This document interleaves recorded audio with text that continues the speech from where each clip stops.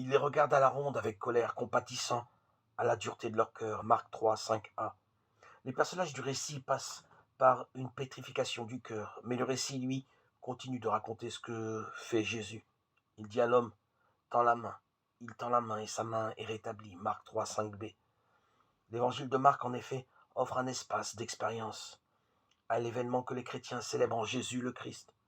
S'il y a nécessité de passer par la purification du cœur, c'est bien en vue de goûter l'expérience du don que les chrétiens célèbrent en Jésus qui agit. Après le discours du chapitre 4, l'évangile de Marc renoue avec le chemin d'expérience que Jésus a expliqué à ses auditeurs.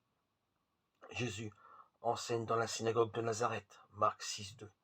À nouveau, c'est le Shabbat. À nouveau, beaucoup, en l'entendant, sont frappés, Marc 6.2. À nouveau, ils sont mis en travail parce qu'ils entendent. Ils disent d'où à lui tout cela.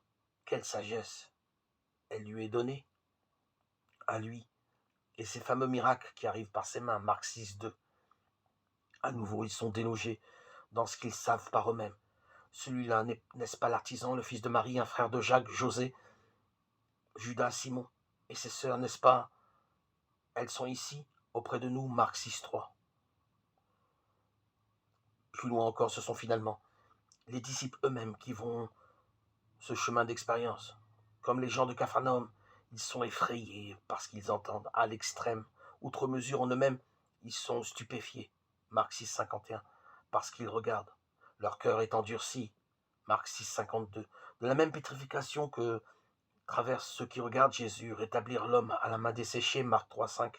Elle s'éloigne donc irrémédiablement l'idée selon laquelle une ligne départagerait en deux groupes distincts, ceux à qui le mystère est donné et ceux à qui il serait caché. Dans l'évangile de Marc, aucun enseignement particulier n'est établi dans la position de disciple. On devient toujours disciple, moyennant le chemin d'expérience qui fait devenir disciple.